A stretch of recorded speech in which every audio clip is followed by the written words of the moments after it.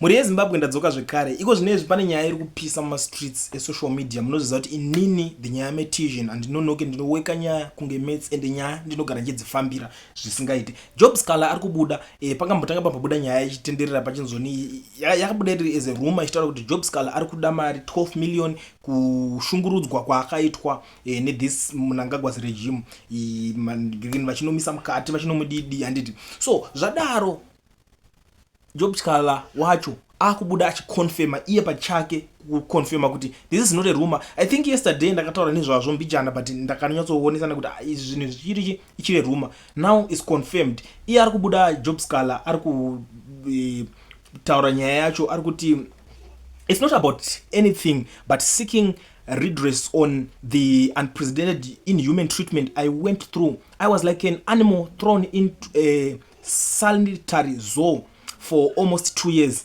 No evidence, nothing but their unemployment of perpetuating cruelty on my person, chained daily in inflicting pain. Murikuona nyaya iripo kuti vanhu ava vaitoenjoya zvavo vachindikwadza vachindiita sei hapana pekuti tingati tanhingirikini handiti kungonakidzwa nekundirwadzisa. Evidence yekuti ndakati kanganisa chii kana kuti chii hapana. Saka izvo ndo paakudedzera kuti 12 million pakufamba ndo mari ruda. And a lot of people are commenting on nyaya iyoyo. Vamwe vari kubvumirana naye Job Sikhala kuti mari iyoyo mudhara dai matopoka nairi 120 million kuti vanyatsofila pain yacho handiti. Vamwe vari kutaura kuti chero mari yacho makaipuwa futika iri kungonokorwa muhomwe yetaxpayers money, muhomwe yemacitizens inobva yangonokorwa ikoko ibva yakandwa because you know them. Ende vanhu ndisu tinozoita sei futi tinosafa. Vanhu vari kutaura zvinhu zvakasiyana siyana pamusoro penyaya yebhoza vari kuti chero makada kungodaro vanhu ivavo havamborwadziwe nemari. Ndochokwadi ndo zviri kutaurwa nevamwe.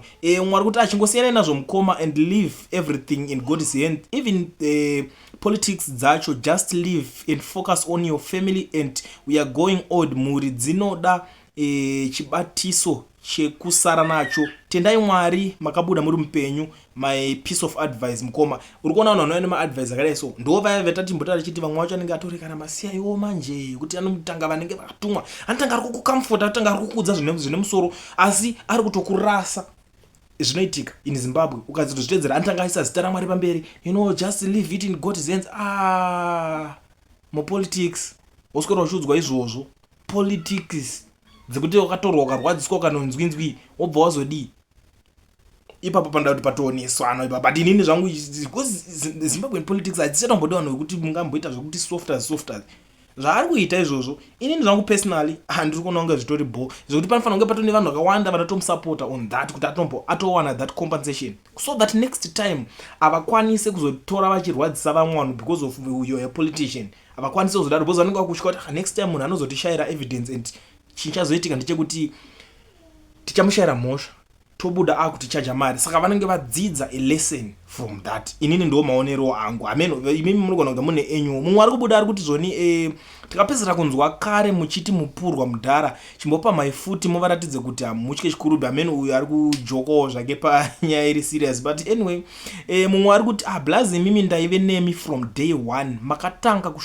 kushungurudzwa na ED. Contributed pese paitwa ma contributions for your family during your incarceration, posted and retweeted over and over. But day ramakabuda is the night you left prison and it said we did nothing for you to get released. Ari kunzwanzi ndo pamakazondibuda inini makandibuda pamakangotaura kuti sati nachateka kuitira but takashingirira tichimira nemi. Vamwe vari kutaura nyaya dzakasiyana siyana. Muri yeZimbabwe inini chandanga ndangoya panapo kuti ndizisane nemi chekuti nyaya ya 12 million Job Sikhala akonfirma kuti ari kutoida ende nyaya iyoyo ari kunzi kuti vadzidze a lesson. Handisi kuziva imimi munoona sei nyaya yemakatarisa muri yeZimbabwe. Munozoti nyaya tinenge tatoya kwamuri vakuru vedare kuti muvhiye nyaya dzacho muzotiudzawo kuti aiwa iyi dai yafambiswa so iyi dai yafambiswa so. Munokwanisa kundiudza mafungiro enyu kana muchinge mune something to say vanoda kusenda ari maaudios. Namba dzichasara dziri pascreen ndo basa radzo.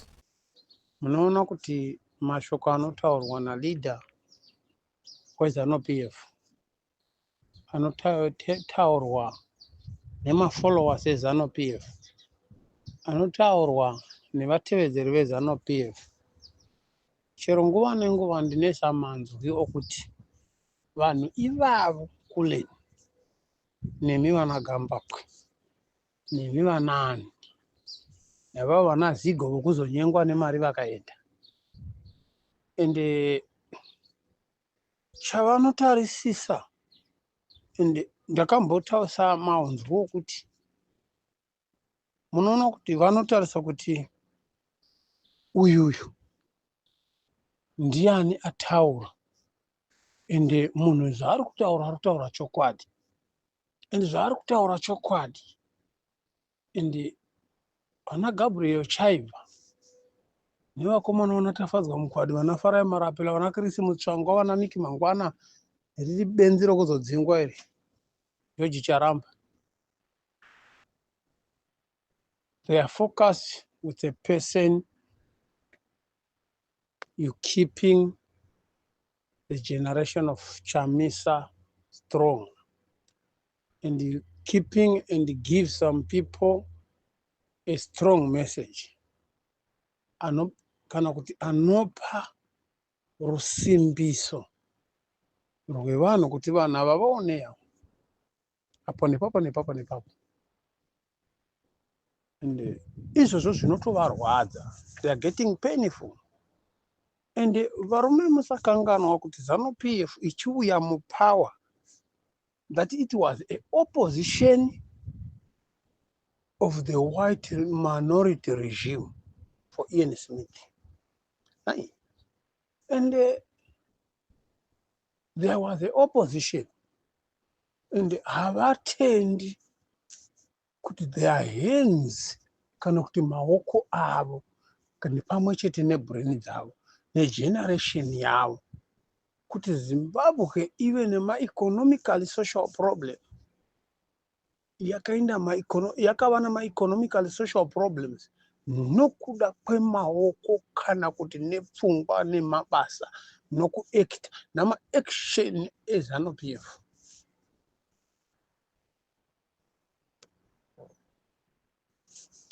Okay, vari kutikurudzira kuti tiite basa rakanaka rokuita change champion vabereki vedu, but zuro nazuroria negore iro namakore awo kune munhu akanga akaropafadzwa like leader Nelson Chamisa, like President Morgan Tsvangirai,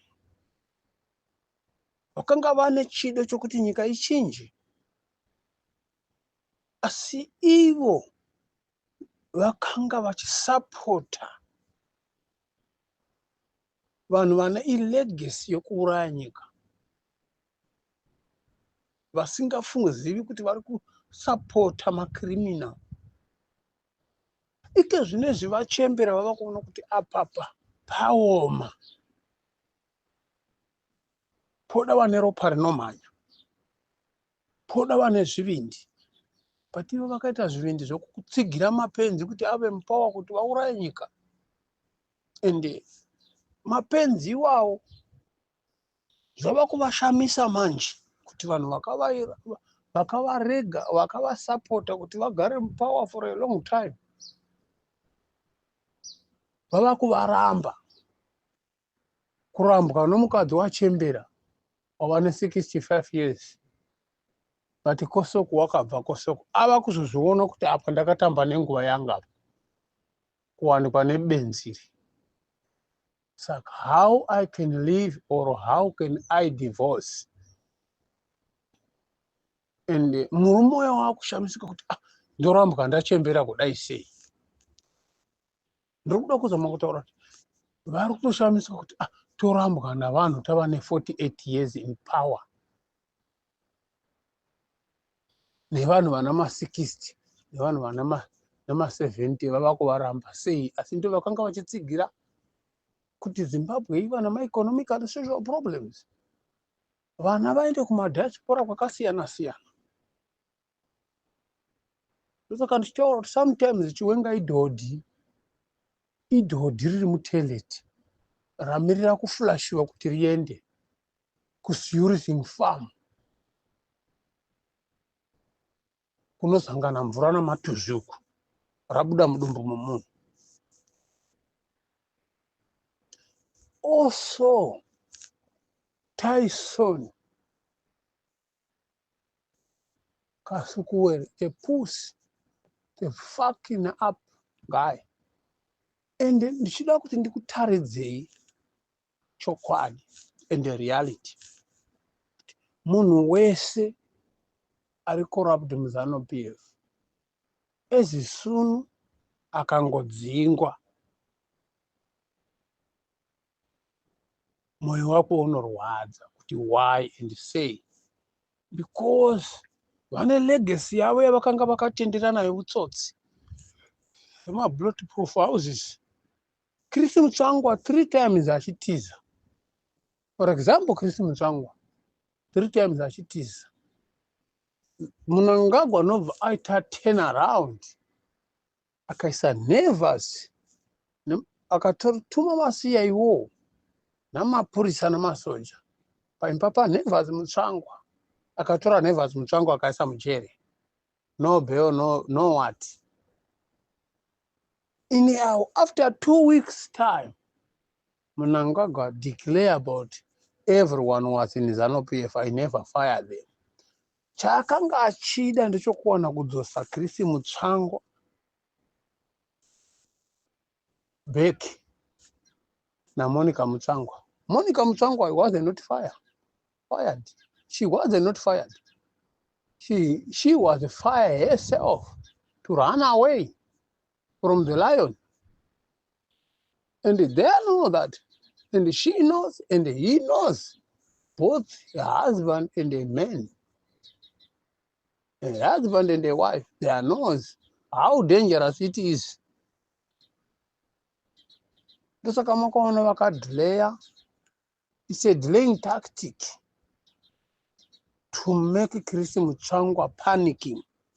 And he can come back. And he did come back.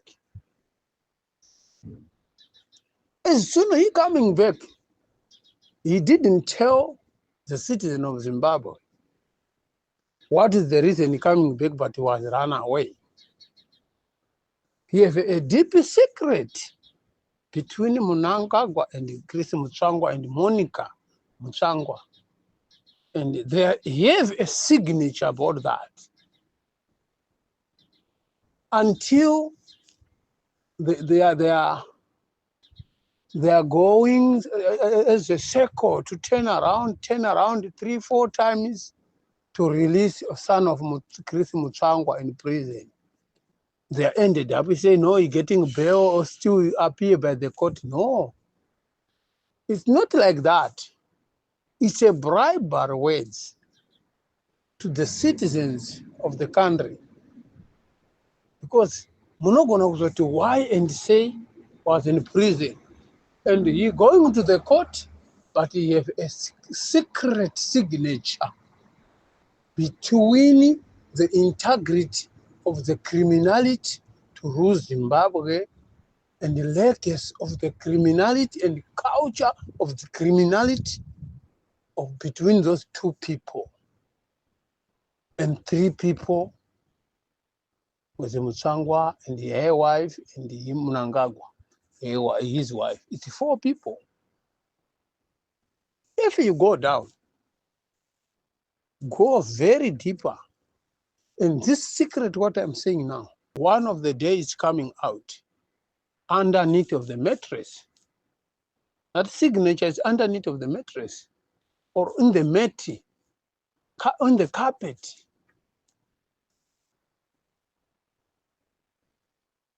What is the reason Mutsvangwa to coming back? And what and how are they agree? And how this case of his son, he disappeared. The time was his father and her mother arrived in Zimbabwe from Dubai, China, America, something like that, and disappeared. Because they are heavy a case of the criminality to the Zimbabwean people. And also Mnangagwa is scared about Chris Mutsvangwa. He has the full information. And if Mutsvangwa, you continue to do this, and the Chris Mutsvangwa, as soon as you begin to come or to be away to out of ZANU-PF, then you give the whole information of the integrity of this criminality is going on in Zimbabwe for now. That's why they are quickly close gomba iri, vakarivhara gomba raChris Mnangagwa. But gomba raChris Mnangagwa haripereri ipapo, richabuda. Sekubuda kwarakamboita pana Robert Mugabe. Pokutanga akatiza futi akaenda, akadzoka. Akatiza futi akadzoka. Saka paanozotiza iko zvinezvi unenge achembera sevamwe vake vanondochemberera kumadiaspora. And some of them like George Charamba akanga achiti munobate kunyika dzevatorwa, inyu mune nyika yenyu. Ike zvino wavako kunyika yevatorwa. Nenyaya ZANU-PF, some other strict in the treatment. What are they do? And their nose. If you miss to extraditing their vehicle of ZANU-PF, their vehicle of the ukaresva kutsika mafuta emagiya emota yeZANU-PF vachirula nyika, ukapinda wrong gear uchifungidzira kuti iwo wapinda right gear, vanokuuraya. Ende vakuuraya, nobody, hakuna kana anokuwana. Nobody can find you. That's why muchiona George Charamba akatiza. Anotoziva kuti ndikakona kundokandwapo, ndinekandwapo. Kana ndakona kukandwapo, ndokandwapo. Kana ndakona kukandwapo, ndokandwapo. And ipapo nobody can find me. Only himself, he knows where exactly kana akangobudisa secret. So nyaya dzese dziri kuitwa idzi dzokunzi vanachivhai vazodai, kukazotengwa matiraki, kukazodai. I see your point. Chendinoziva ndechokuti vese vachamhanya.